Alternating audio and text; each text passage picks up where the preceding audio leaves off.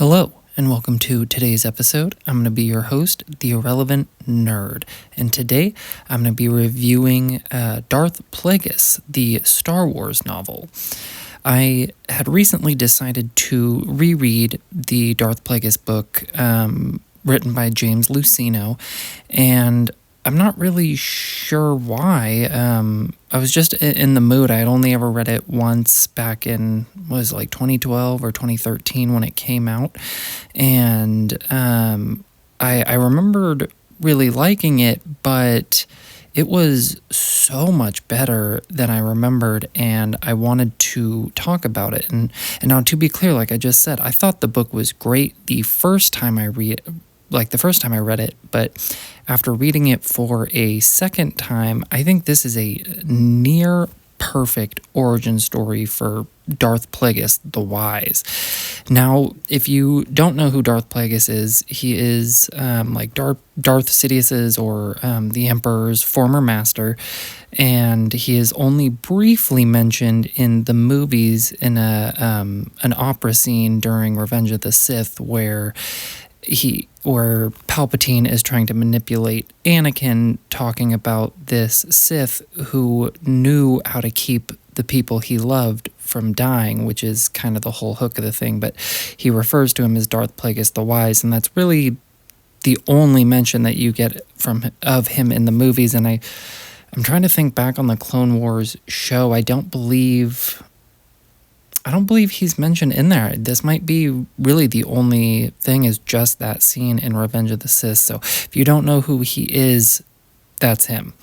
And so the novel covers about a 35-year time span and takes place from 67-ish BBY to 32 BBY.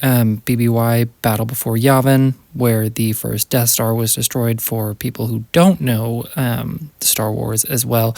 But 32 BBY coincides with the Phantom Menace, so the end of the book is taking place at the same time as certain events in the Phantom Menace movie. And the book basically covers from Darth Plagueis killing his own master, Darth Tenebris, to finding his apprentice, obviously Darth Sidious, Emperor Palpatine. And it also follows Darth Plagueis' attempt to manipulate the Force, all while you see Darth Sidious and Darth Plagueis trying to manipulate the entire galaxy into war, basically, to get themselves into ultimate positions of power, while simultaneously plotting the downfall of the Jedi Order. And the world building in this book is just fantastic. The characterizations are pretty much flawless. They are perfectly in line with what you see in the movies and shows that were produced under George Lucas. Obviously, Plagueis doesn't get much characterization himself in the movies, but the way he is written just makes sense. His actions, his plans, and the impact he has on the galaxy and the overall Star Wars universe, all of it is done really well. But every character that you see who has appeared in the movies or the shows, their characterization is just perfectly in line with what we've seen before. It all makes sense and seems to flow together. And I'm really most impressed with what we get from Palpatine. This is really the only knowledge we have of Palpatine pre-Phantom Menace, and again, it's perfectly in line with what we already have while expanding our understanding of the character. And that's really how you should do these expansive Star Wars projects, whether or not they're movies, books, shows. You have to stay in line to what's true to Star Wars, and then also just create an interesting narrative around it that justifies its own existence. And this book does that so well with every character, and there like in the story, there's a lot of fun twists and turns, but there's also really fun appearances from like many fan favorite characters, some of which I was expecting, some of which I wasn't expecting, which the first time I read it, which was cool. And near the end of the novel, when it's taking place during the same time as the Phantom Menace, the first time, the second time, I was grinning from ear to ear. And this is definitely an example of a project that really helps lift the prequel trilogy up, much like the Clone Wars show and everything like that. Really fleshes out the story, makes it feel a little less rushed than what you get in the movies, and you get just a much richer characterization for pretty much every prequel character through these expansion projects. And then, also side note, I was talking to a friend about how I had reread the movie, loved it, and I'm actually currently listening to the audiobook version of it while I'm at work, just sitting at my desk, and it's fantastic. Could not recommend it enough. If you are not a big reader, go ahead and check out the audiobook version of Plagueis, because it's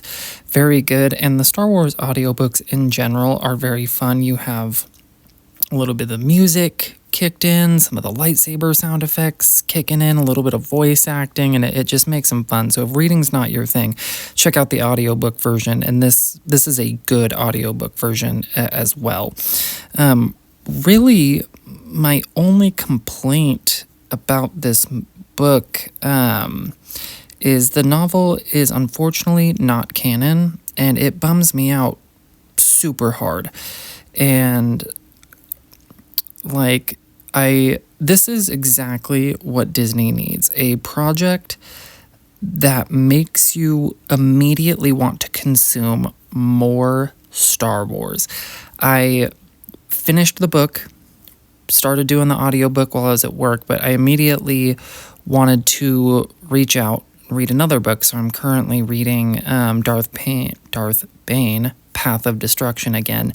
And they need something like this that grips you in and that makes you want to consume more and just doesn't feel like it's using the IP without really doing anything with it. But yeah, this book was so good, and if Disney was smart, they would make this exact story, like, don't change it, this exact story into either like one or two movies or into a mini series and just immediately canonize it.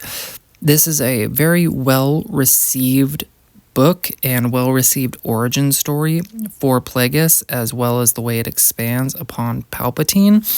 Like, fans love this. This is what we want, and I don't know, it's like, so far, only live action actual look at Plagueis outside of him being mentioned in Revenge of the Sith is he pops up very, very briefly at the end of quite possibly the worst Star Wars project that we've ever had in The Acolyte.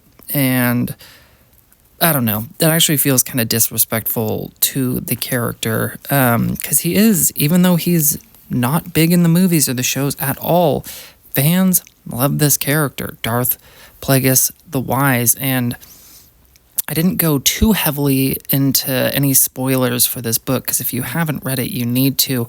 But the way that Plagueis plays into, obviously, Palpatine, into the universe as a whole, to how he affects Anakin's story and the story of the Chosen One, and just really how the Force works and responds to Force users is also greatly expanded upon in this book. And like, the Force, lightsabers, cool bounty hunters, Jedi, Sith, these are the things that make Star Wars Star Wars. So that anytime that you can expand upon that in a respectful and faithful way that makes sense, I am all for it, and I'm always going to want more of it.